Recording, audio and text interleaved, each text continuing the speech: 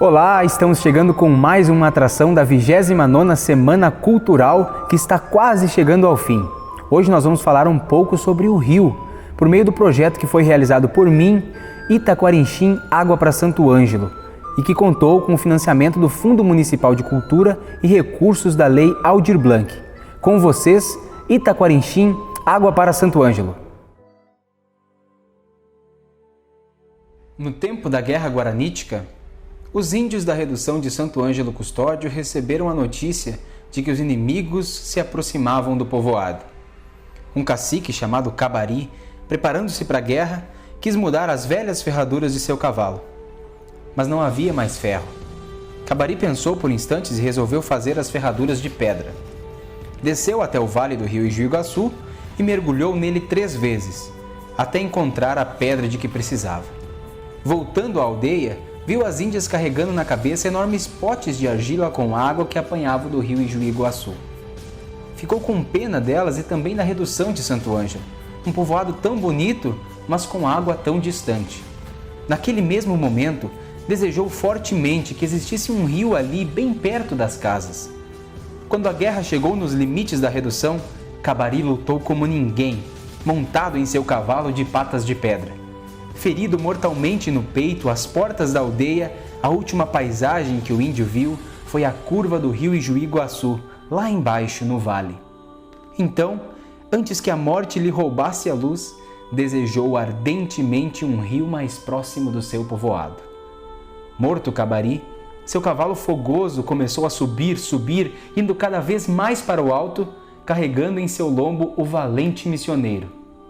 De repente, uma das ferraduras de pedra desprendeu-se e caiu, afundando em curva o solo em torno da aldeia. Do sulco brotou água abundante e límpida, que passou a correr, formando um belo arroio. Dizem que é por isso que o leito do rio Itaquarinchim é todo de pedra e tem o formato de uma ferradura em derredor do coração de Santo Ângelo.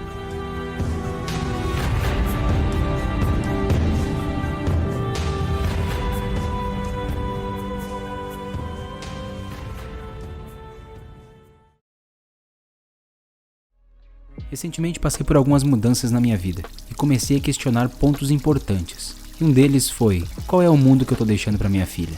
Como vai ser o mundo quando ela for adulta? A água é o recurso natural mais importante de todos, o elemento da vida. Eu sei, pode parecer simples, mas muitas pessoas não pensam assim e acabam tendo uma atitude irresponsável. Ao refletir sobre isso, pensei em elaborar um projeto para mostrar o quão bonito é o nosso rio. Porém, o que eu encontrei foi algo bem diferente. Foi então que eu resolvi mudar um pouco a linguagem desse projeto. Nós não vamos ver apenas imagens bonitas aqui. Nós vamos ver imagens que nos causam desconforto, como alguém escovando os dentes com a torneira toda aberta, ou uma torneira aberta enquanto a louça está sendo lavada. Eu sei, são coisas simples e que parece que se você fazer, não vai ter tanto efeito. Mas quanto mais pessoas adotarem uma atitude consciente, o resultado será maior. Para nos dar respaldo técnico, eu convidei a Verônica Miquelita, que vai nos ajudar a entender alguns pontos importantes que nós precisamos observar. Então, de água doce no planeta, existe só 2,5%. O que é utilizado basicamente de água doce, 70% então é utilizado para agricultura, em torno de 20% é utilizado em indústrias e só 8% é utilizado realmente para consumo humano. Então é pouca quantidade de água que a gente realmente utiliza para consumo, E a água doce então está distribuída em aquíferos, geleiras, rios, lagos. O que interfere bastante na qualidade da água de um rio é realmente o que acontece no entorno dele. Aqui, por exemplo, nós temos bastante residências, na beira do rio, praticamente. Então essas casas, a maioria delas não tem uma fossa séptica, que seria o ideal. O que acontece é que essas casas geralmente têm uma fossa negra. É basicamente um buraco para onde a casa tem encanamento e leva todos os dejetos para lá, o efluente.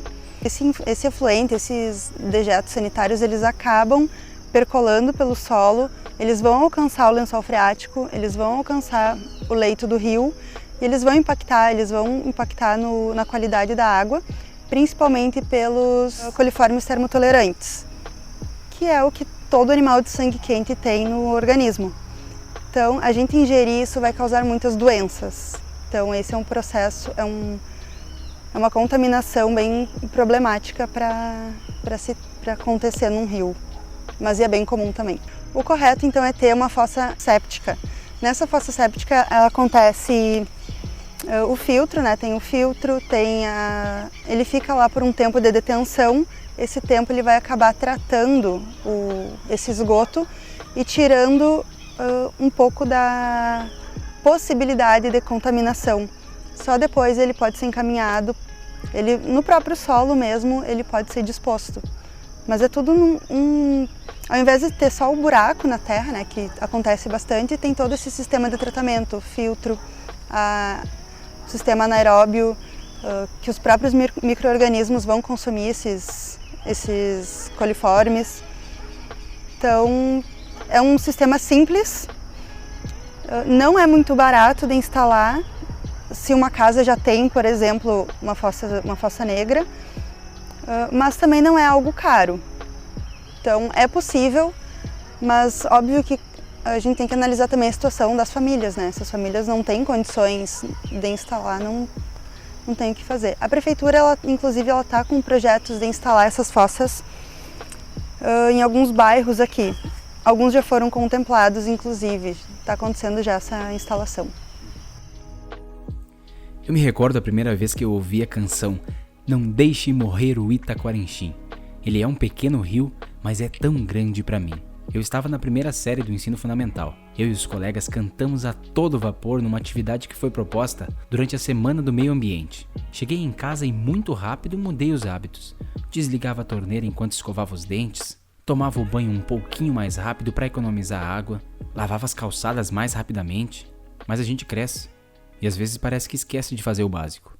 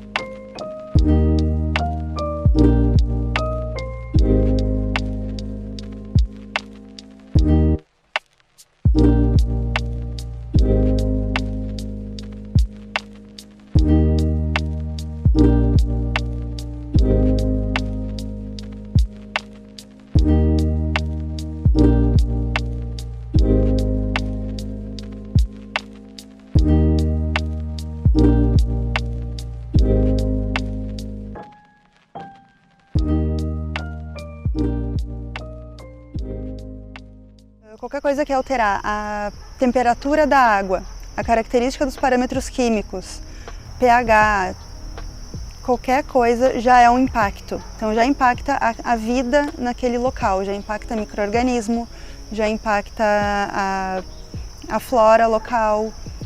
Então já é um impacto bem grande. Coisas que tu pode simplesmente remover, um sofá, por exemplo, não é um impacto comparado a um lançamento de efluente, por exemplo. O lançamento de efluente não tem como tu lá simplesmente tirar ele, né? Vai ter que esperar o rio acontecer essa autodepuração.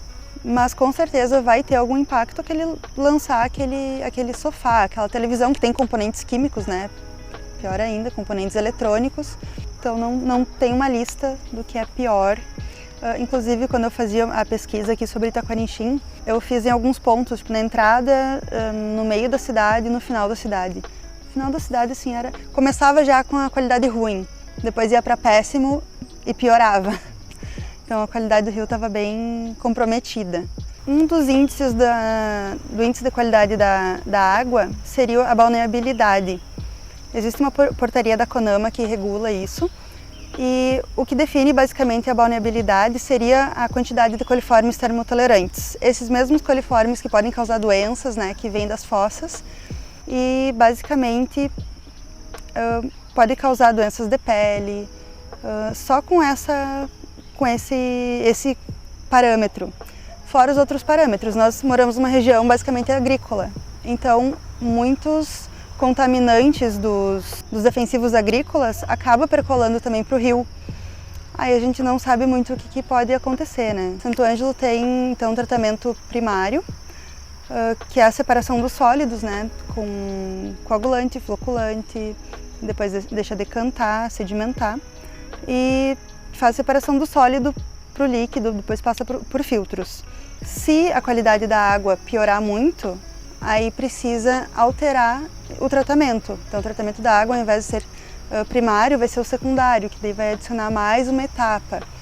Pode ter, inclusive, o tratamento avançado também, que tem utilização de uma tecnologia que aqui no Brasil é bem mais complicada de ter, que seria com radiação ultravioleta.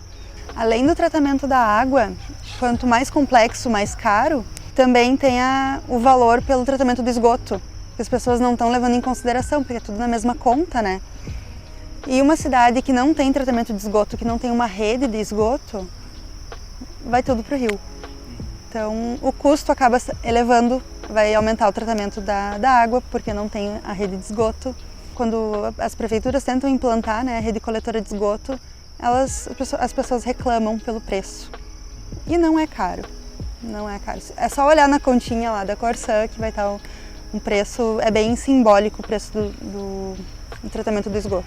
Se não tem a rede de esgoto ainda na casa, na rua, então seria necessário a fossa séptica, né?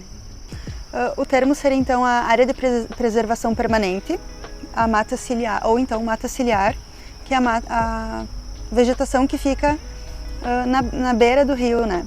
Essa vegetação, árvores, enfim, ela serve para manter o leito do rio. Se a gente remover essa camada, toda a terra ela vai para dentro do rio. Então não vai ter nada segurando. Então a mata ciliar, a área de preservação permanente, ela serve justamente para manter a qualidade do leito do rio, para não acontecer erosão, para não acontecer assoreamento, para manter o leito do rio como ele é, sem alterações. Mas são 30 metros de área de preservação permanente para rios até 10 metros de largura. Aí vai aumentando, conforme o tamanho do leito do rio, vai aumentando a área de preservação permanente. Aqui em Santo Ângelo acontece bastante das pessoas começarem a construir sem ter a licença, sem saber se é área de preservação permanente ou não, e quando chega só a fiscalização, não pode ter aqui. Então o correto seria remover toda a construção, todo o empreendimento e replantar a área da EPP. Existe a fiscalização, sim. Não é uma fiscalização mensal, digamos assim. É uma fiscalização que ocorre de períodos em períodos e depende do tipo da empresa. Se a empresa for de pequeno porte, for licenciada pela prefeitura, a própria Secretaria do Meio Ambiente que vai fazer essa fiscalização, ela que vai dizer na licença ambiental se onde e como essa empresa pode descartar os efluentes.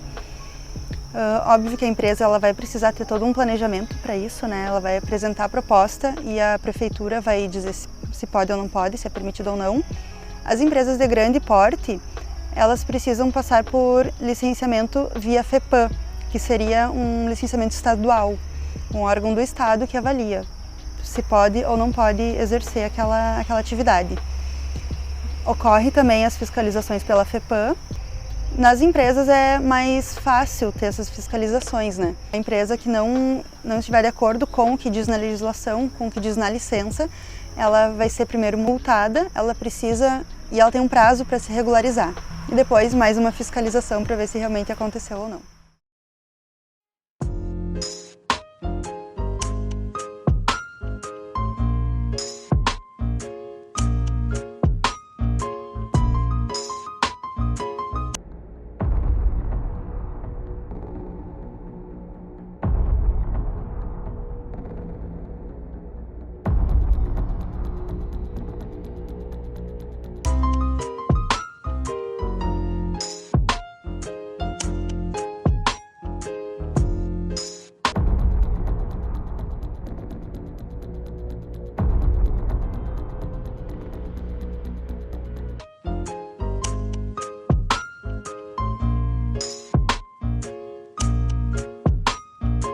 chinelo, peça de uma máquina, desodorante, só medicamento lá, muita garrafa, pneu ali, tem pneu aqui, um animalzinho morto ali, uma cadeira, muito isopor, enfim, olha só uma lâmpada ali, ó.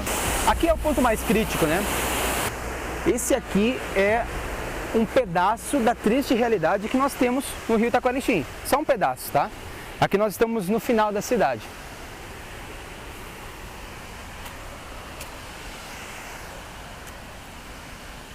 Olha só. Subindo aqui, tem uma TV, esse equipamento eletrônico causa um dano tão grande ao meio ambiente, né?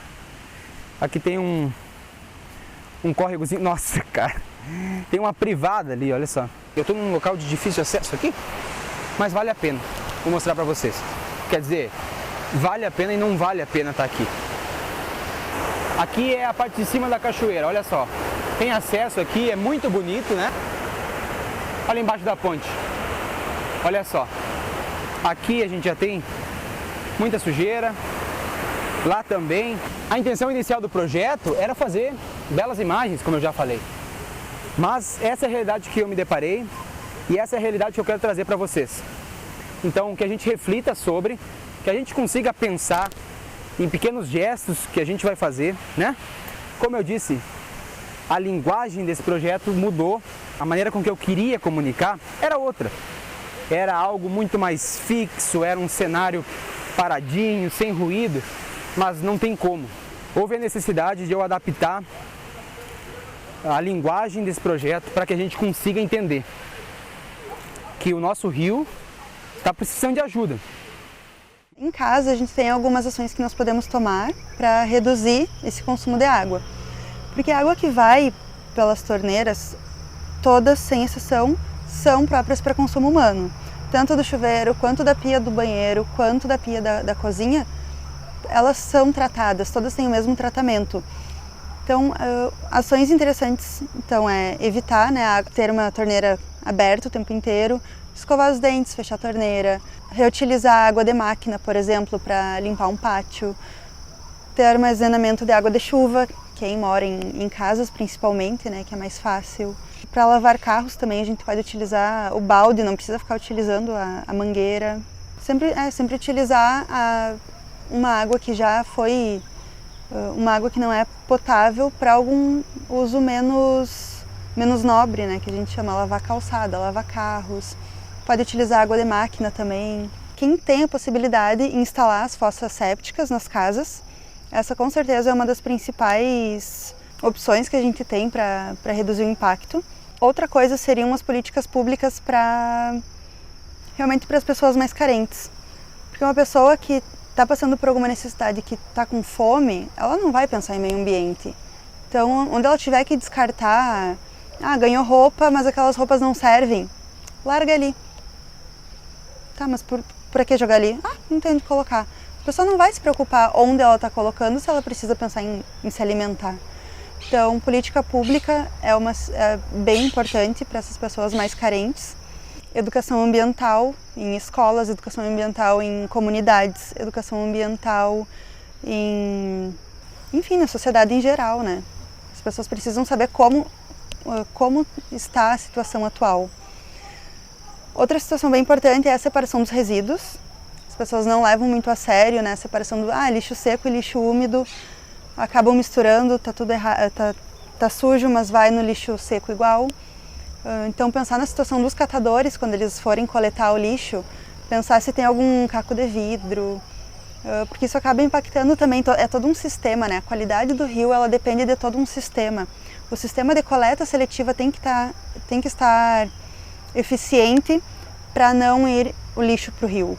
E acredito que fazer projetos, divulgar o que acontece no rio, divulgar como está a situação do rio, também é bem importante. Pois bem, esse projeto vai ficando por aqui, mas o rio continua precisando da nossa ajuda. Então, para não ficar só na palavra e na divulgação, em breve eu vou estar organizando uma ação em prol do rio, que vocês podem acompanhar pelas redes sociais. Mas o mais importante é que a gente consiga, por meio de pequenos gestos em nossa casa, a começar a cuidar do rio. Separar o lixo, desligar a torneira nos momentos que você não está usando a água e reutilizar aquela água que pode ser utilizada de novo para um outro fim não nobre, como a Verônica disse. E são esses pequenos gestos feitos em grande escala que vão começar a fazer a diferença. E já que a gente começou ouvindo a lenda do rio Itaquaritim, vamos terminar agora ouvindo o que eu pessoalmente chamo de hino do Itaquaritim. Ó meu rio da minha querência, e sacia a sede da gente. Já nadei em tuas correntes sem o tempo ver passar. Tuas águas correm para o mundo, porque não podem parar. Correndo nas tuas barrancas, aprendi a te amar.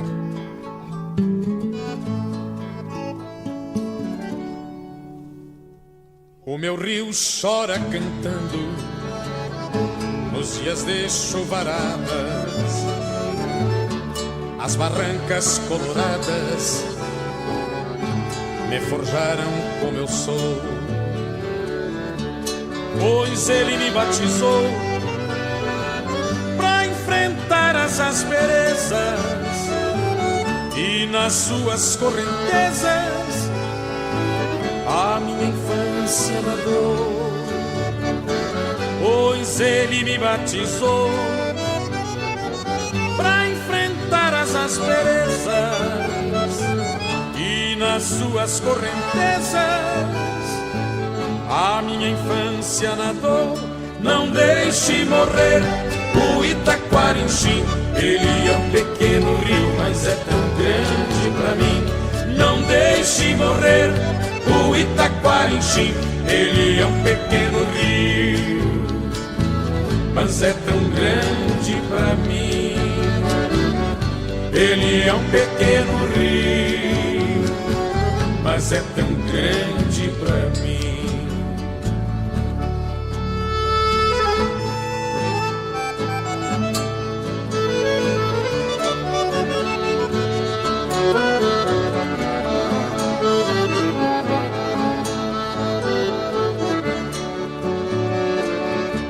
Já bebi de tuas águas, por isso voltei para ver as coisas lindas que por aqui deixei.